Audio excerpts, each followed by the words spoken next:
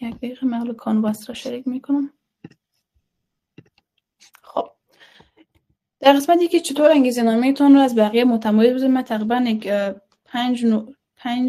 4 نکته ای رو من از چیزی که خودم تجربه کرده خواستم برای شما ذکر کنم.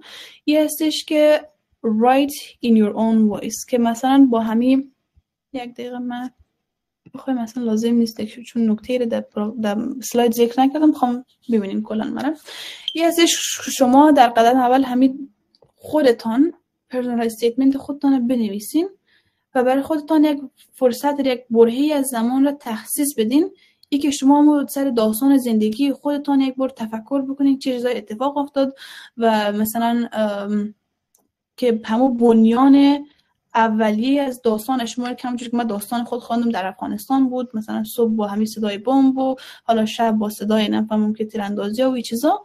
حالا این مثلا شما باز دوباره رفلکت میکنید که من به عنوان مثلا اسما، من به عنوان محمد، من به عنوان احمد، من به عنوان دولت، مثلا چه چیزایی در زندگی من اتفاق افتاد که این مثلا شکل داد آرزوهای از من، کارهای از من، دستاوردهای از من.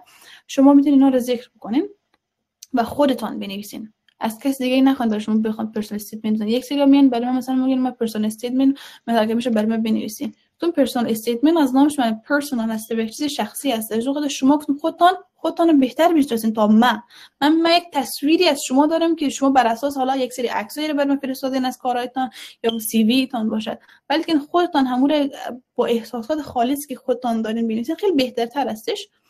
و بعد از اون keep it simple، ساده نگه دارین. لازم نیست اوور کامپلیکیتد بکنین و یا که مثلا بسیار یک تراژدی رو بخواین مثلا توضیح بدین و یا که همه چیز در قالب همون سوالی که گفتن به همون مقدار یک سری محدودیت هایی که من همونطور دیدین من برای هر کدوم از اونها یک جای پارت گذاشته بودم که من چطور منظم، کانسایز، تو دی پوینت و بسیار جمع و جور باشد که و میک سنس بکنه که من همین اول کارهای مثلا اکادمی کردم، در اکادمی چی کار کردم، چه دستاوردهای در قسمت اکادمی داشتم که اینا رو مثلا استریت فورورد من توضیح دادم و همیشه مثبت باشین. همونجور که مثلا دیدین من یک تون مثبتی رو در سراسر همون مقاله من کلا داشتم، از اشتیاقات خود صحبت کردم، از همین که مثلا حتی همون قسمت ویکنس هم که همونجوری که خواندم ویکنس هم جوری ویکنس نبود که من بگم بسیار من آدم مثلا نمیفهم مدیریت نمیتونم یا چیزا، هیچ وقت همین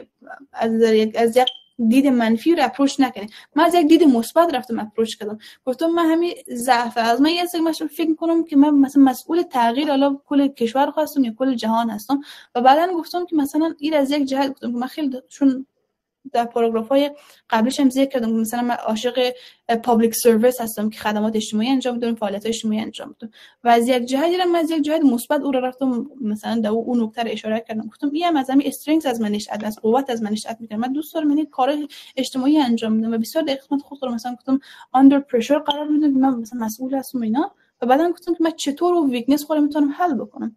پس از اون خاطر من از یک دید مثبت همیشه پیش رفتم که بخوام اون مسائل حل بکنم و یا که کوالیفیکیشن خود را ارائه بدم. بعدش هم همین بی یونیک، کلا همین داستان خود را هیچ وقت دست کم نگیرین، دستاوردهای خود را دست کم نگیرین. هر کاری که شما انجام دادین، ندادین یا میخواین انجام بدین را همون رو ذکر بکنین. میخواین همونجوری که بازم گفتم رئیس جمهور بشین، وزیر بشین، سفیر بشین، انجینیر بشین، در گوگل کار بکنین، آمازون کار بکنین را همه رو بنویسین همونجور ربط مرتبط باشد و به همون بورسیه، به همون دانشگاه، به همون رشته و از قسمت هیچ وقت هیچ شرمنده نباشین. دردهایی که در زندگی دار تجربه کردین رو هم به صورت خلاصه و تو دی پوینت ذکر بکنین و یکی مثلا اونا چه تأثیری گذاشتن. مثلا بعضی از دخترها برام مسیج کرده بودن که میگفتن ما مثلا همچین وقفه های در تحصیل از ما بنابر مشکلاتی اتفاق افتاد که باعث ما درس نتونیم بخونیم. گفتم شما همون رو ذکر بکنین، چه تأثیر چه اتفاقاتی افتاد. گفتم این چیزایی نیسته که شما کنترل بتونین.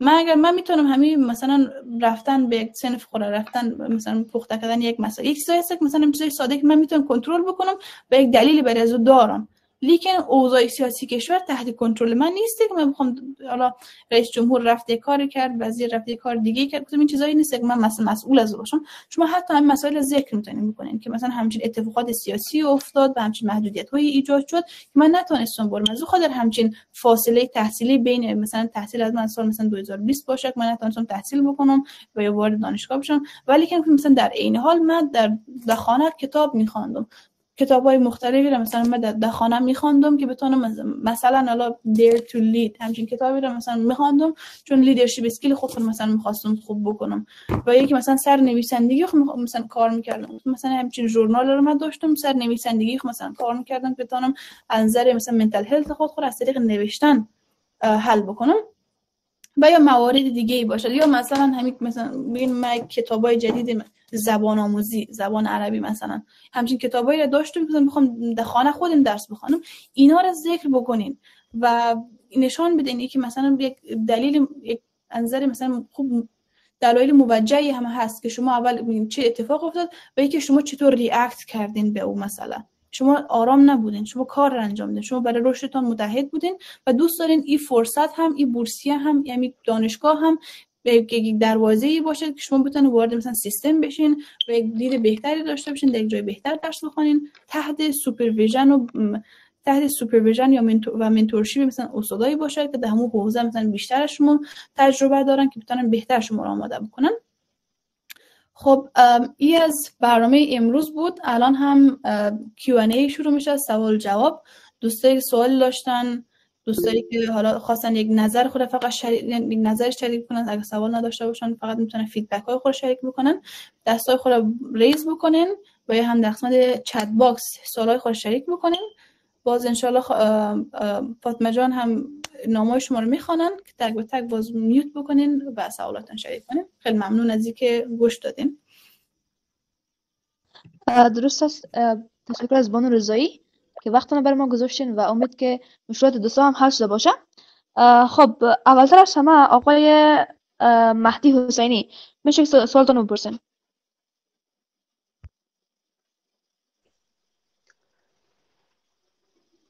سلام.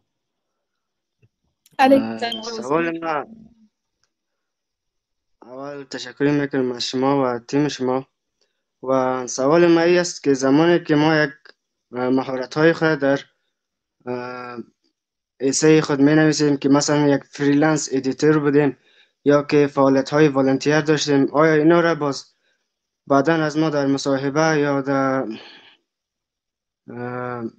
یا کدام در سی وی ما کدام قسم ثبوتش میخواه یا نه؟ سوال من می قسم بود. درست. در قسمت مثلا اگر شما بر رشته های مرتبط به میدیا اپلای میکنین، اینا پورتفولیوشون میخواین که همو چه کارها، مثلا وبسایت باشه که شما در او مثلا مقاله نوشتین یا عکاس بودین، عکسای خود مثلا شریک کردین، اینها همین چیزی که من خودم متوجه شدم وقتی که مثلا به ژورنالیسم باشد و میدیا ریلیتد فیلد باشه که شما در او اپلای کنین، ما شما یک پورتفولیو میخوام، ولی اکثر اوقات من مثلا بیشتر در قسمت سوشال ساینس، علوم اجتماعی، پروف نخواستن، سند نخواستن از من بخوام مثلا ثابت بکنم من در همچین ترینینگی اشتراک کردم و فقط در سی وی خودم ذکر کرده بودم. فقط باز همین نکته اشاره بکنم اگر میدیا ریلیتد اکتیویتیز باشه که مثلا رشته ژورنالیسم باشه، اونها شما یه پورتفولیو میخوان.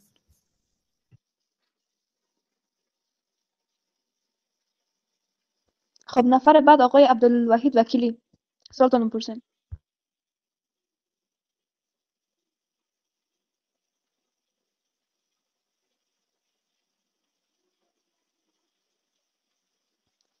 خانم حمیده رحیمی سوالتون بپرسین.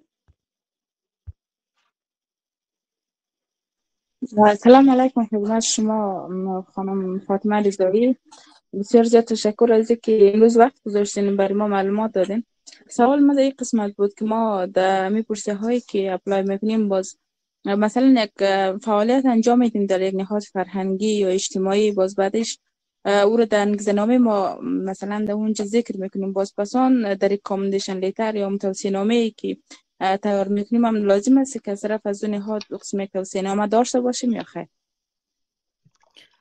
توصیه نامه از طرف اون نهاد میشه. آره این باز در کاتگوری مثلا پروفشنال ریکمندیشن لیتر میره که مثلا همو رئیس و یا منیجر میتونه در قسمت همی تجربه و دستاوردها و استعدادهایتون مثلا بتونن ذکر بکنن و اشاره بکنن.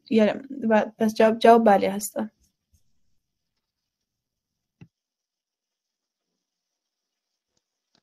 بانو مریم رضایی میشه که سالتون پرسن. خب تشکر. بسم الله الرحمن الرحیم. با سلام و درود خدمت همگی. تشکری بسیار زیاد میکنیم از تهیه کنندگان برنامه و همچنان خانم رضایی که وقت گذاشتن و امیدوار هستیم که خسته نشده باشن. من مریم رضایی هستم و من خودم دقیقا میخوایم برای در مورد لیسانس سوال کنم و من خودم برای لیسانس میخوایم اپلای کنم و سوال من این است که خانم رضایی گفتن که در قسمت چی گفتن که ایسی تان باید in your own voice باشه، یعنی خودتان با زبان خودتان بنویسین. اگر میره ذکر کنین که نوعیت ایسی ما دقیقاً چی باشه و همچنان یکی limiting words آیا داریم یا نه؟ مثلا برای لیسانس آیا words که ما می‌نویسیم ببخشید لیمیت باشه، یعنی محدود باشه یا نه؟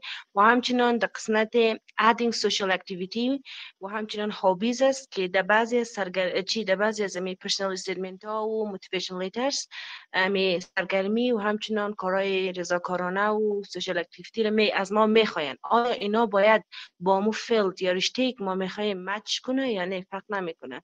همون کاری که ما در بک‌گراند و پروفایل ما میتونیم جهت کنیم. تشکر. علیک سلام مریم جان، امید که خوب باشی. خیلی ممنون از سوالت. خب در قسمت همی نوعیت ایره و لیمیتیشن خب هر دو در یک قالب میرن. ایره باید ذکر بکنم که هر دانشگاهی یک سوالهای مختلفی رو میتونه چی بکنن، ارائه بکنن، بپرسن از شاگرد. ما مثلا دانشگاه مختلف در مقطع لیسانس دیدم که اینا مثلا خیلی سوالای قشنگ پرسان میکنن که مثلا simply what excites you، چه چیزی شما رو به وجد میاره، چیزی شما رو هیجان زده میکنه. شاگرد باید در همین مثلا در بعد اون قسمت هم لیمیتیشن مونده بودن که 250 کلمه برای همین سوال مثلا پاسخ ارائه کنن.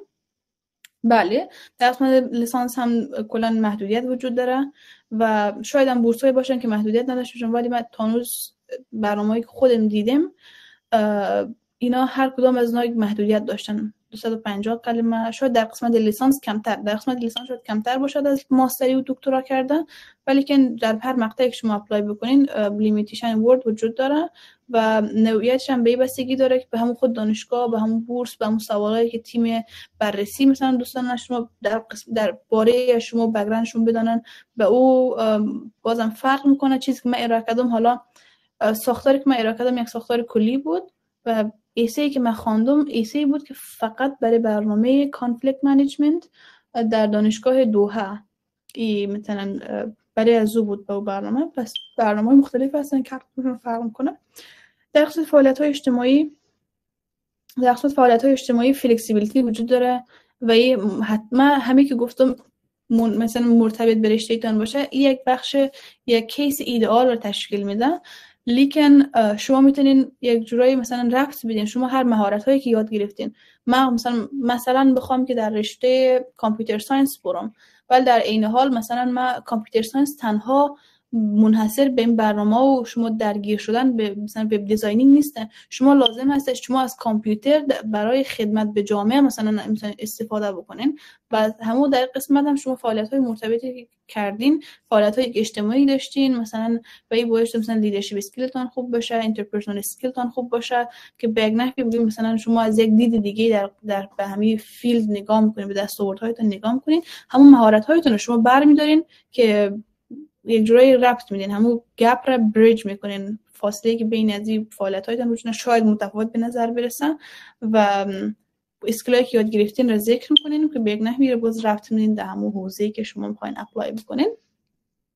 در قسمت آدم یکم لازمه که کریتیو باشه که بتونه همو رو به صورت منظم meaningful straightforward بتونه ارائه بده. فقط همو و در این قسمت برای فعلا میگم اسکیلایی که یاد گرفتین رو خوب منشن و هایلایت بکنین از همون تجربه که کانتریبیوشن خوبی میتونه داشته باشه در اینکه شما مثلا در همون حوزه بخواید درس بخونین در دانشگاهی که رو دوست دارین. تشکر بسیار زیاد. آقای محمد ابراهیم سوال پرسین.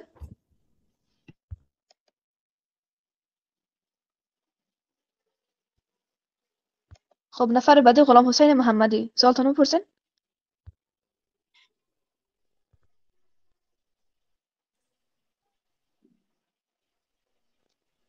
فیروزه شریفی، سوالتون پرسین. خب اول سلام به بانو رضایی و تمام کسایی که صدا دارن و میشنون. بانو رضایی، سوال من این است که مثلا وقتی ما میخوایم دیگه اسکولارشیپ که اپلای کنیم، مثلا تنها منحصر به یک یونیورسیتی نیست. مثلا بورسیه ترکیه که دولت را میته، یعنی یونیورسیتیاش نگفته تنها به یونیورسیتی. پس ما مثلا معلومات در مورد یونیورسیتی نداریم که در کدام یونیورسیتی قبول میشن، در مورد پروفسورایش نداریم. پس چه قسم مثلا درباره چی گپ بزنیم در مو انگیزه نامه خواد که یعنی چرا ما یونیورسیتی را چرا ما اسکولارشیپ را میخوایم بگیریم.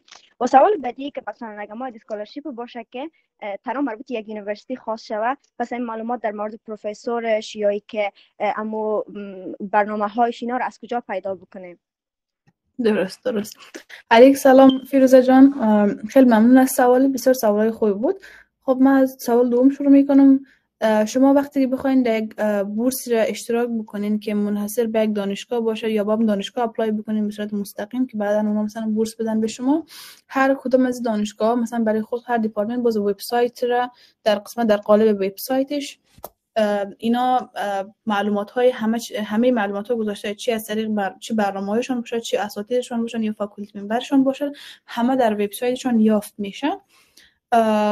ما اینجا دوستا سوالای زیاد دارن، باز اگر مثلا برای شما نشان میدادم و شما برین مثلا چک بکنین در وبسایتشون حتما هست. و بعد در قسمت سوال بورس ترکیه، خب در قسمت بورس ترکیه هم شما مثلا همین چی دارین، یک بخشی هست که شما مثلا اسکولایی را که میخواین اپلای بکنین را لیست میکنین، مثلا 10 دانشگاه را شما میتونین مثلا اشاره بکنین به مثلا به همو پرایوریتیتان که دانشگاهی که مثلا در اول دوم سوم که مثلا در قسمت پرایوریتیتان هست را به اون دانشگاه مثلا اشاره بکنین. لازم نیست شما مثلا طولانی نوشته بکنین، مثلا خلاص اشاره بکنین که مثلا ما همین دانشگاه مثلا با همین استادشان هستن، مثلا ما حتی اگر مثلا ایمیل کردین به همون استاد، به همون فاکولتی ممبر که در دانشگاه درس نه، حتی همون رو میتونید ذکر کنید که مثلا ما در با همین صحبت کردیم، مثلا در حوزه دایمی فیلد مثلا بیشتر معلومات دادم این چیزا که اونا مثلا یک ایده بگیرن که شما اینی یک قدم جلوتر رفتین. و برای بورس ترکیه هم همینجور گفتم که اونا مثلا چی دارن، شما مثلا دانشگاه رو انتخاب میکنن، هم 10 دانشگاه رو و تاپ 3 پرایوریتی تون که دوستان در دانشگاه قبول بشین اونا رو با سرشان انعکاس بدین که مثلا همچین دانشگاه‌های همچین کریکولمی دارن و ما مثلا می‌خوایم از به همون دانشگاه‌ها مثلا راه پیدا بکنم که به حالا شما دوباره امفاسایز می‌کنین همون تاپ 3 پرایوریتی تون که بتونین دو قبول بشین.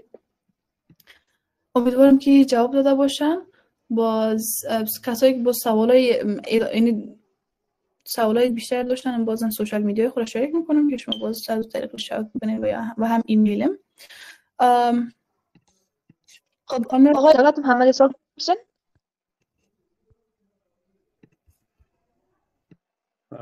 دوستان رضایی با رضایی میتونید کنیم فایل وردتان داره شریک بکنین، مشخصات شخصی تان نام اینا رو میتونین پاک بکنین یا چنج بکنین اگر امکانش هست. تشکر از معلومات بسیار خوب بودن.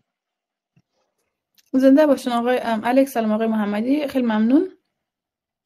ما یک فایل دیگه هست که باز شریک میکنم همراهتون و باز بخیر این مسائل باز تنظیم میکنیم با تیم که چه منابعی را باز همراه دوستا با شریک بکنم.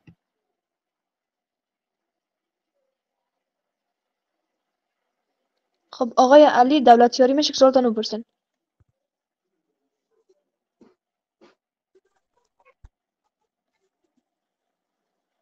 بله سوالتون صدای بپرسین. ما رو دارین؟ عرض سلام و ارادت خدمت بانو فاطمه رضایی، بانوی الگو و الهام بخش و تشکر از گروه مختاری بابت برگزاری وبینار. سوال دخنی است که در قسمت ریکامندیشن لیتر آیا استادایی که بیرون از دانشگاه های خود ماست که مثلا در یک دانشگاه مشخص مثلا ما تحصیل کردیم اما برای ما یک استاد دیگه ریکامندیشن لیتر می‌نویسه، آیا هم میتونه که مدار اعتبار باشه؟ و در پالی از فعالیت‌های اجتماعی فرهنگی و فعالیت‌های رضاکارانه اینا را چطور میشه که ذکر کرد یا طوری ارائه شود که برای دانشگاه قابل اطمینان باشه؟ و همچنان اگر مثلا ما مقاله و نوشته داشته باشیم در سایت های رسانه‌ای که در سطح رسانه‌های افغانستان است مثل هشت صبح، تئاتروس، اینا چقدر میتونه که آقای رحیمی اگر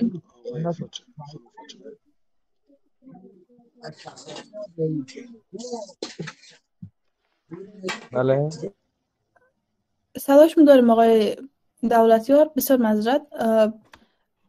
خب میشه اگه بار تکرار بکنید دوباره؟ سوال بله سوال آخری دقیقاً بود که اگر ما به خصوص کسایی که در رشته ژورنالیسم میخواه که بورسیه بگیره، اگر اینا فرضاً مقاله و نوشته‌ای داشته باشه در رسانه‌های داخلی مثل هشت صبح، تئاتروس، حالا ممکن اینا خیلی معتبر نباشن،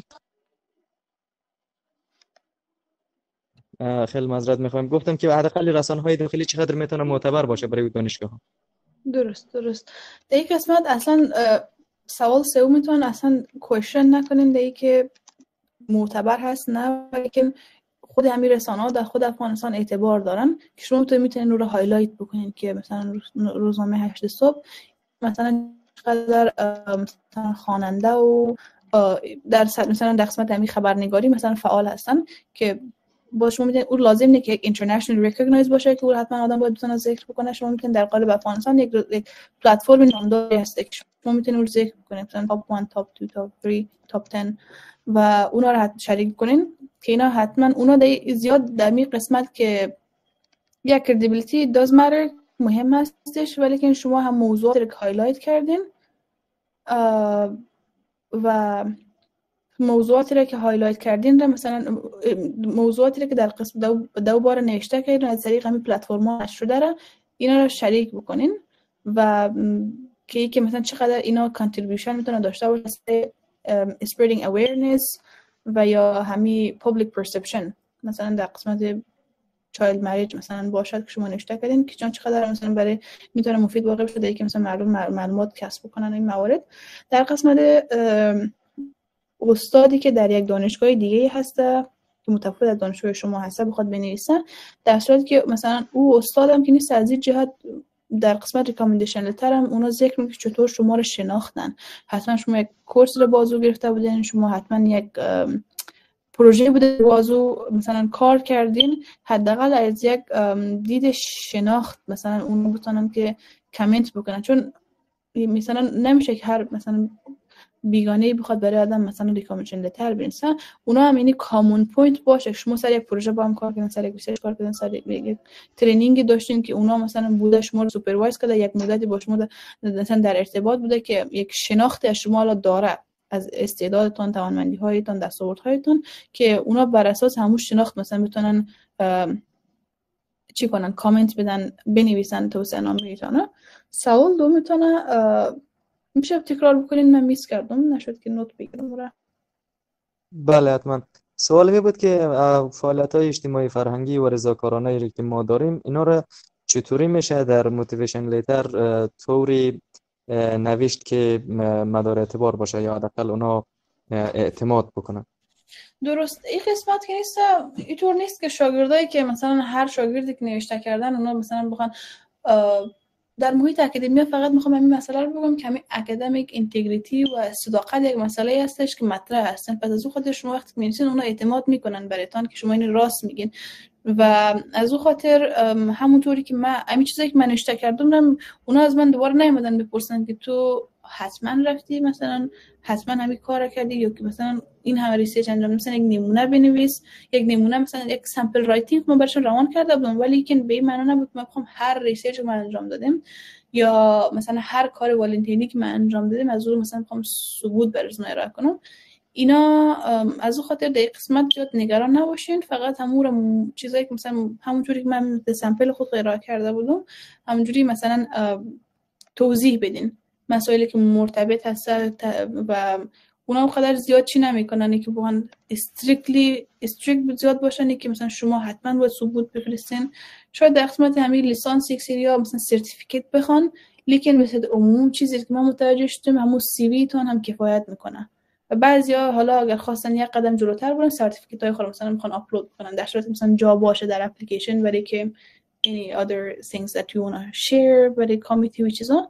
از اون خاطر زیاد سری مثلا همین کردیبیلیتیشون زیاد یعنی دغدغه نکنین، همونا رو شریک بکنین، چی تجربه‌ای بوده و چه دستاوردی داشتین، چه تاثیرهایی رو گذاشته روی جامعه و همین کفایت میکنه تا همین مسئله. بعد خواستین یک قدم جلوتر برین، لینک از پورتفولیویتون رو روان بکنین، یک لینک از همین مثلا روزنامه 8 صبح یک لینکش مثلا براشون شریک کنین، ببینین همین کارکرداتون در همین وبسایت‌ها نشر شده که ای باز به یک نحوی میتونه همین مثلا کردیبیلیتی رو بالا ببره.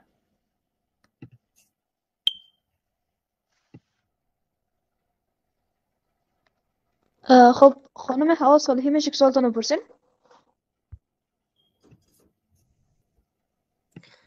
سلام، شب بخیر، خسته نباشین. صدای ما دارین؟ بله صداش دارم. خانم صالحی بفرمایید. فاطمه جان، ما بعضی کارهایی که انجام داده بودیم، مثلا ما خودیم همراه دوستایم یک کتابخانه ایجاد کردیم برای پرورشگاهی که یتیمخانه بودنی و بعد از اومدیم اونجا هفته‌وار یا ماهوار مسابقه کتابخوانی داشتیم. آیا ما میتونیم به عنوان یک دستاورد بگویم؟ خانم صالحی دستاوردتان خیلی این کار عالی هسته و یک اینیشیتیوی بسیار عالی هسته که شما اینه او اصلا باید هایلایت بشه، یک پاراگراف شما مستقیم باید سر مسئله باید بشینن بحث بکنین، یعنی واقعا عالی هسته، جای سوالی هم نداره که بخوان سوال بکنین، اصلا ذکر کنین. برای یک نفر گفته بودم بعد گفت اینقدر مهم نیست. نه اصلا یک شما یک کاری بسیار کلان در شرایط فعلی با اصلا شما باید اون رو خیلی هایلایت بکنین. خلاص اصلا سوالی نکنین دیگه، اصلا بنویسین، ذکر بکنین and you should be proud of it. خیلی باید هم افتخار بکنین. من شخصا خودم خیلی خوش دارم، خوش میشم میبینم همچین اینیشیتیوهایی رو مثلا خانم‌ها حالا برادرای از ما پیش میبرن. بنویسین، واقعا عالی هستن. تشکر. ولی که ما ورکشاپ‌هایی که اشتراک کردیم واقعا زیاد است. این حالا من نمی‌فهمم که من کلش نوشته بکنم، یعنی ما صنف‌های آنلاینی که گرفتیم در این مدت بیش از 20 دانه صنف گرفتیم و اگر ما کلش نوشته بکنم بسیار زیاد میشه در انگیزه. درست. چه قسم مدیریت بکنم؟ درست. دقیقاً قسم کورسایی را که نزدیک هستن به همون دانشگاهی که شما می‌خواین اپلای بکنین، یعنی همون رشته و حوزه و چیزا، بخواین اونا رو فقط ذکر بکنین و سنفی تمام ترینینگایی رو که اشتراک کردین در قسمت سی وی تون یک بخش رو تحت نام کپاسیتی بیلدینگ قرار بدین یا مثلا ترینینگز و در همه اون صنفا رو در اونجا ذکر بکنین با تاریخشون. البته باز او در اون قسمت که نیست، شما چون در قسمت انگیزه‌نامه شما فقط منشن میکنین فقط همون چیزایی که مرتبط هستن، مثلا 3-4 تایی را و چه درس‌ها و اسکیلایی را از اون شما دست آوردین که میتونه کمک کنه در قسمت کوالیفیکیشن شما رو کمک کنه، یعنی یه added value هست. و 20 تای دیگر رو شما در سی وی تان ذکر بکنین under training category. و سوال آخر مبخشین، یک جای خوانده بودم که سی وی باید از 3 صفحه زیادتر نشه. باز من اون کارهایی که انجام داده بودم و صنفایی که داشتم تقریبا 5 صفحه شده بود سی وی. من ایره چه قسم مدیریت بکنم یا خلاصه تر بکنم؟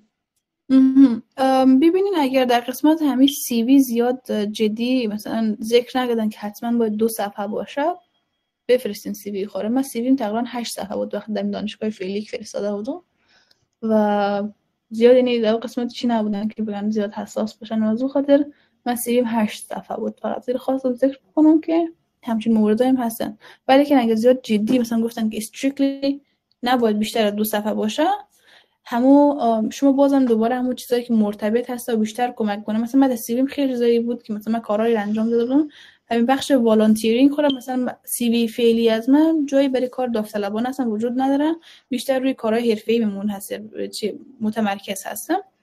از اون خاطر شما هم اگر در قسمت لیسانس هست، لیسانس اونا فلکسیبیلیتی وجود داره، اونا زیاد یعنی they don't mind که اگر زیاد باشد. و ای که در قسمت همه فعالیت‌هایتان اونا را ببینین که رشته شما میخواین اپلای بکنین، فعالیت‌هایتون یک بار یک ویژوال جلوی خودتون بذارین ببینید کدوم از اونها مثلا بیشتر نزدیک هست به همون رشته، فقط همونا رو ذکر بکنین. و ای که اگر در مقطع لیسانس ما اپلای زیاد مثلا دغدغه نداشته باشین، چون که اونا زیاد تو جدی هم عمل نمیکنن، چون میدونن شاگرد مثلا جدید است و در محیط پروفشنال جدید است، از اون خاطر قدر استریکتلی اونا چی نمیکنن که فقط به خاطر یک سی وی 8 صفحه بود بریم همین رد بکنیم یا سی وی 5 صفحه بود بریم شاگرد رد بکنیم. امیدوارم که جواب واضحی بر شما داده باشم. تشکر. میتونم سوال دیگه هم پرسان کنم یعنی؟ بفرمایید. وقتی دوستان نگیرم. من میخوایم در ماستری اپلای بکنم و ما از دانشگاه هند یک بورسیه به دست آوردیم که البته آنلاین است و میخوایم او رو نخوانم و یک بورسیه بگیرم که حضوری باشه. میتونم او رو به عنوان یک دستاورد ذکر بکنم که یک بورسیه گرفتیم؟ بله او رو ذکر بکنین و هایلایت بکنین که مثلا چقدر in person مثلا in person درس خواندن مثلا حضوری چقدر برشون مهم هسته. بگین مثلا در این حال مثلا من دوست دارم یک محیط انگیجینگ باشم از اون خاطر و او رو ذکر بکنین. بله بگین مثلا در قسمت اچیومنتتون او رو ذکر بکنین.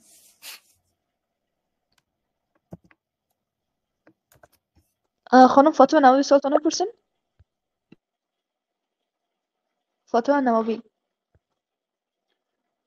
خیلی ببخشید وقت کم ذره محدود است، از مخاطر کسایی که سوالش حالا شده دستای خواب پایین کنه و می تعداد سوالا رو محدود کنین. اگه میشه از طریق گروه یا کدام طریق دیگه، خیلی وقت محدود است، زیاد میشه. از مخاطر ببخشید. خیلی ممنون. بله اگر دوستان، من صفحات اجتماعی خودم هم شریک میکنم، دوستانی که باز برای 10 دقیقه میتونیم شریک دوستان بسید خلاصه بیان بکنن، من می سوالا رو میتونم بگیرم و صفحات اجتماعی خودم من شریک میکنم. اگر خواستین که پرسان بکنین و یا سوال دیگه بود میتونین دیگه بفرستین و این هم ایمیل خودم شریک میکنم، شما میتونین ایمیل بکنین و تلاش میکنم که در اسرع وقت من جواب بدم. این هم ایمیل من است، هم این سوشال میدیا و ایمیل من است که من شریک کردم و در هر بالا از هر طریق خواستین شما ریچ اوت بکنین و برای 10 دقیقه بعد هم ما میتونیم وقت بزنیم تا 9:40 دقیقه به وقت از ما الان 9:32 هست. دوستان خلاصه سوالتون رو شریک کنین و ان شاء الله بس جواب میدیم. ممنون. درست است. خانم میرزا پرسیدن که نوشتن وضعیت بعد کشور و زندگی خود ما تاثیر منفی بالای انگیزه‌نامه ما ندارد؟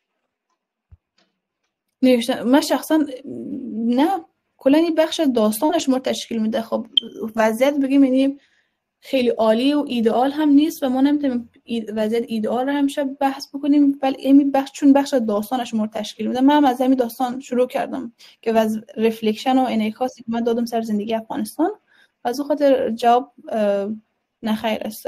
شما بخش از داستان زندگیتون است، بخش از هویتتون است و این انگیزه شد برای شما که یک استپ بگیرین که شما این وضعیت رو تغییر بدین. همین همون تون مثبت میشه که شما وارد همون علیتان میکنین، پس جواب خیر است. درست است. خانم خدیجه مسائل سوالتون بپرسین. سلام خدمت فاطمه عزیز، امیدوارم که خوب باشین. سوال ما در قسمت ازی بود که ما خودم شخصا فعالیت های زیادی داشتیم این دمی سطح غزنی، ولی ما بعضی فعالیت هایی که داشتیم من سند ندارم، نه من میتونم او را به انگیزه نامه خود به سی وی خود نوشته کنم یا نه. و سوال دیگر من میخوام اینی در بخشی موتیویشن لیتر یعنی انگیزه نامه ما میتونیم همی وضعیت جاری که مثلا مانع پیشرفت ما مانع درس ما میشه ما میتونیم بنویسیم یا نه، همین مشکلات ها را یا نه؟ جواب برای هر دو بله هستن. شما دستتون حتما ذکر بکنین. همونجوری بودم شما هیچ وقت فعالیت هایتون به خاطر کمبود ثبوت و این چیزا هستن که کلا میخواین حذف کنین حذف نکنین، ذکر بکنین و اگر لینکی بود حتما شریک کنین، نبودم اشکال نداره، یا که سرتیفیکیتی بود لینک همون سرتیفیکیت رو بخواید بذارین نه هیچ مشکل نداره. بعد فقط در کمبود ثبوت هیچ وقت هیچ دستاورد رو مثلا حذف نکنین کامل که این انجام ندادین. و سوال دومتون من یادم رفت بخشش باشم. در بخش موتیویشن لیتر گفتم این محدودیت هایی که مانع پیشرفت ما میشه، یعنی ما میتونیم بنویسیم یا نه؟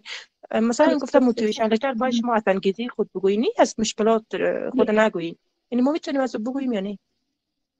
نه این پرسپشن شاید نفهم یک پرسپشن شاید اشتباهی از توضیحات از من گرفتین. تمام مثلا انگیزه و مثبت بودن نیست. شما مشکلات را بیان میکنید چون بخش از داستان از شما تشکیل میده و بعدا این را به یک نحوی تویست میکنین که مثلا این چطور این مشکلات باعث که شما همچنان به پیش برین، همچنان بخواین فعالیت رو ادامه بدین، همچنان بخواین در همه جست و خیز ازی باشین که بهتر بشین. از اون خاطر اینطور مثلا همین را کلاریفای بکنم برای تقریبا 58 اشتراک کننده که هستن. اینجور نیست که شما کلا هم از گل و گلزار بخواین بحث بکنین. نه، داستان شخصی خودم میگین، دردهای خودم میگین، موانعی که ایجاد شده رو هم ذکر میکنین به صورت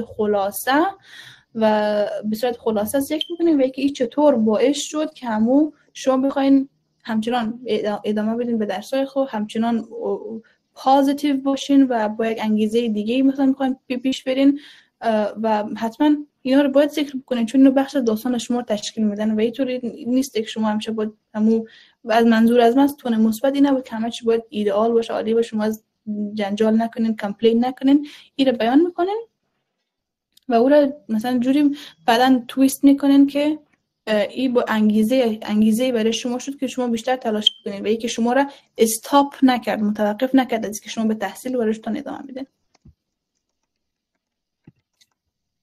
خب آقای مصطفی دانشور صدا می‌شین؟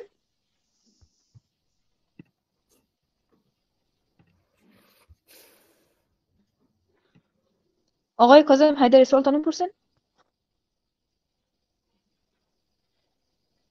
محمد رازی اکبری. سلام به همه دوستا و شام همه بخیر. بانو من خب میخواستم یک سوال پرسم. مثلا با وجودی که ما بک‌گراند های مثبتی را در انگیزه نامه خود درج کنیم، آیا بعضی از نقاط ضعفی که ما در همین انگیزه نامه درج میکنیم باعث میشه که ما باعث شود که دانشگاه از قبولی ما صرف نظر کنه؟ بسیار تشکر. اینطور نیست. خیلی ممنون آقای اکبری. اینطور نیست که مثلا شما با ارائه از اون مسائل بخواین که کلا این رد بکنن. اصلا شما مثلا میگین که با وجود همین اسکیلایی که من دوست دارم سرشم کار بکنم، یا حتی نقاط ضعفم مثلا مستقیم بیان نکنم، بگین که این مسائلی که من میخوام سرشون کار بکنم و همیره دانشگاه از شما درسایی که میگیرم تجربه به دست میارم این میتونه کامپلیمنت بکنه و فیکس بکنه یا ادرس بکنه همین مسئله را. و از این جهت شما باز میتونین که از سولوشن اورینتد باشین در قسمت که مثلا مسئله رو بیان میکنه. خب مشکل وجود داره، اوکی صحیح است، همین مثلا نکات وجود داره که من میخوام سر از کار بکنم.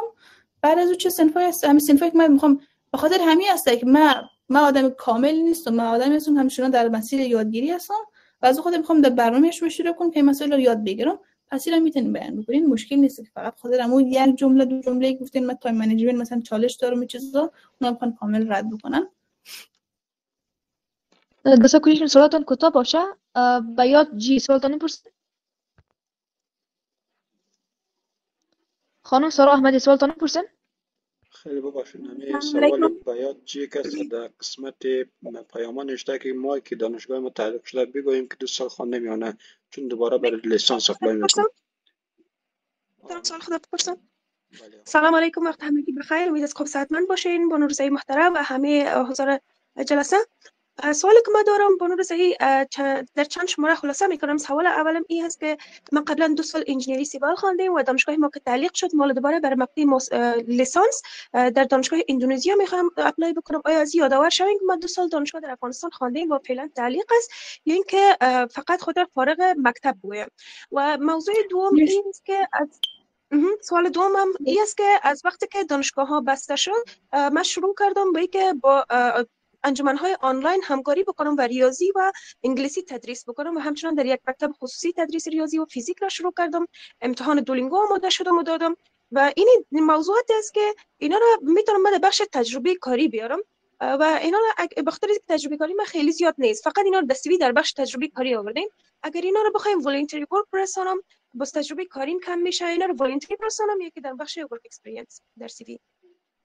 شما میتونین ایرا در قسمت همین من خودم پروفشنال اکسپریانس نداشتم وقتی که اپلای کردم. شما میتونین در قسمت همین والنتیرینگ بگذارین و کلا اینا دستاوردهایی هستن که خیلی یعنی ارزشمند هستن و شما حتما اون رو ذکر کنید. و مثلا مکتب خصوصی که شما تدریس میکنین او رو باز میتونید در قسمت همین پروفشنال اکسپریانس بذارین، در قسمت تعلیقتان حتما ذکر بکنین، چون این باعث شد مثلا شما مثلا یک سری وقفه داشته باشین و حتما در قسمت هم ذکر بکنین که چه باعث شد که این چیزا اتفاق بیفتن. و در این حال حتما هم بگین همین این هم من نگاه کنین نام خدا انگیزه و مثلا شوق زیادی و افورت زیادی گذاشته شده، اینا رو حتما ذکر بکنین. دیگه که مثلا شما در طول از مسیر داشتین خیلی فعالیت‌های دیگه ای انجام میدادین که بتونین همچنان کیپ اپ بکنین با اینکه مثلا برای لرنینگ، برای گینینگ اکسپریانس و این سایر موارد. بس جواب بله هسته، اینا رو حتما ذکر کنین. برای از اون گفتم تیچینگ و دانشگاه رو برای پروفشنال اکسپریانس بذارین، دیگه کارهای داوطلبانه که انجام میدین اونم باز قسمت والنتیرینگ بذارین، چون در مقطع لیسانس زیاد حساس نیستن که شما خیلی کار انجام داده باشین و مشکلی هم ندارن در قسمت. خب دوست تمام شده متاسفانه دیگه وقت نداریم. خب سوالاتون از طریق لینک هایی که در چت باکس گذاشته شده میتونید و همچنین برای ختم برنامه تشکری به نمایندگی گروه آموزش مختاری از خانم رضایی با موفقیت های بیشترتان. بله میبخشید میشه که یک سوال خودم پرسان کنم؟ بفرمایید آقای انوری. سلام خانم رضایی عزیز، بسیار تشکر بابت توضیحاتتان. خانم فاطمه، هنگام اپلای کردن به چندین دانشگاه فقط یک انگیزه‌نامه را به تمام دانشگاه ها روان کنیم و فقط باید به هر دانشگاه انگیزه‌نامه جدا ارسال کنیم و در هنگام نوشتن انگیزه‌نامه باید از کلمات اکادمیک بیشتر استفاده شود یا کلمات ساده؟ و در رابطه با ریکامندیشن لیتر اگر یعنی فقط اگر ما داشته باشیم از مکتب یک ریکامندیشن لیتر و یا هم از کورس، مهر باید لازم است یا فقط امضا هم باشه کافی است؟ و راجع به کارهای داوطلبانه خانم فاطمه اگر ما نداشته باشیم، یعنی فقط اگر شخص کارهای ارضاکارانه نداشته باشه، فقط نمرات خوب مثلا نمره زبان تافل و یا امتحان سطر داشته باشه، کدام مشکل نیست یا باید حتما ضروری است؟ تشکر. درست، زنده باشین آقای انوری. خب در قسمت کارهای داوطلبانه که نیست، شما اگر تیمی در حتما کارهای داوطلبانه حتما نیست که شما در یک ارگانی حتما اینوالو بوده باشین این مسائل. مثلا در داخل مکتبم شما یک تیمی رو لید کرده باشین، شما اگر مثلا به کاکایتان مامایتان در یک بخش کمک کرده باشین، به نمیفهم به یک نفر کمک کرده باشین که مثلا الفبای فارسی رو یاد بگیره، این مسائل هم در قسمت کارهای داوطلبانه میره، کارهای مثلا بشردوستانه میره، خدمات عمومی میره. از اون خاطر هیچ وقت مثلا دیگه نگیم هر کدوممون خلاصه کار انجام دادیم، یک ارگانی بوده مثلا برای کامیونیتی مثلا غذا مثلا میپختن و به فقرا توزیع میکردن، این هم شامل کار داوطلبانه هم که شما انجام دادین. با مسجدتان کمک میکردین، مثلا میگم در ماه رمضان بوده و این مسائل، این هم کار داوطلبانه هم شه. و در قسمت از اینکه شما در انگیزه‌نامه از کلمات عادی و یا آکادمیک استفاده کنین، هر دو اگر آکادمیک باشه خب کلمات مثلا همینجوری چیزایی که من استفاده کردم منی هم میکس از هر دو بود. اینجور نبود که من بخوام زیاد مثلا پروفشنال بخوام خود جلوه بدم یا که مسائل دیگه، ولی شما میتونید از کلماتی باشد که empowering باشد، inspiring باشد استفاده بکنین. حالا این میتونه یک اکادمیک باشد یا ساده باشد، as long as it's inspiring, it's motivational و همو انتوزیازم شما را شو میکنه، را همو کلمات رو استفاده بکنین. در قسمت ریکامندیشن لیترتون که نیستم، در قسمت ریکامندیشن لیترتون شما لازم نیست که حتما مهر اگر باشد خوبه، ولی همین قضیه مهر من هم چون خودم موقعی که لیسانس اپلای می‌کردم بسیار مسئله بود که ارائه می‌شد و این چیزا، اگر مهر باشد خوبه، یک کردیبیلیتی اضافه میشه. اکثر از این مثلا شما چی کردین، یعنی از همون جای معتبر حالا هست، ولی امضا را شاید اشخاص مختلف تجارب مختلف داشته باشن. من زیاد در این باره آشنایت ندارم، چون خودم که وقتی که اپلای میکردم من مهر گرفتم ولی که در بورسیه قبول نشدم. از اون خاطر او فرصت ها رو از اون خاطر تجربه ندارم دقیقاً او چی میدونم چطور بدون نقش داشته باشه، ولی که اگر مهر باشه خوبه. سوال دیگه ایتون اگه من میس کرده باشم همین مورد بود. سوال اول بود بله که در هنگام روان کردن انگیزه‌نامه با چندین دانشگاه باید یک انگیزه‌نامه را ارسال کنیم به همه دانشگاه‌ها یا فقط؟ بله درست. در این قسمت جواب نخیر است. شما هیچ وقت این کار رو نکنین که یک انگیزه‌نامه رو به همه بفرستین، در صورتی که رشته ها مشابه بود تا یک حد دیره، ولی هر دانشگاه برای خود معیارهای خاصی را مثلا وضع میکنن. اساتیدشان مختلف هستن، کاریکولمشون شاید مختلف باشد. از اون خاطر شما لازمه کاستومایز بکنین. یکی در هر دانشگاه شما اپلای میکنین نظر به همو چیزایی که دانشگاه آفر میکنه براتون او را با همو جور مثلا بخواین که بنویسین. و از اون خاطر من اصلا این را پیشنهاد نمیکنم در صورتی که رشته ها زیاد متفاوت باشد یا که مثلا یک انگیزه‌نامه شما به همه دانشگاه بخواین اپلای بکنین. تشکر بسیار، سلامت باشین. خواهش میکنم. خب دوستان تشکر از همه‌تون، موفق و سربلند باشین. وقت همه‌تون خوش.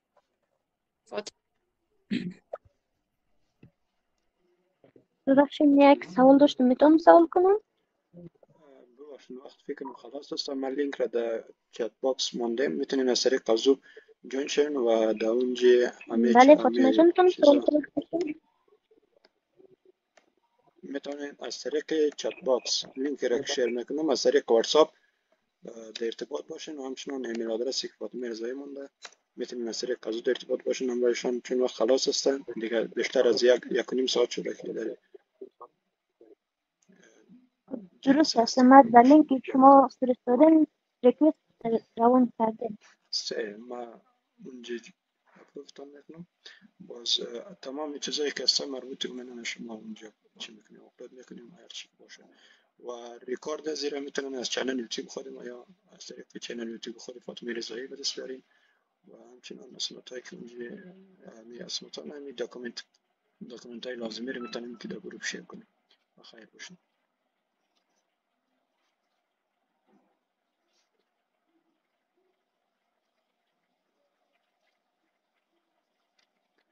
حالا میتونیم که لیک بدیم دوستان عزیز کسایی که ضرورت نیست.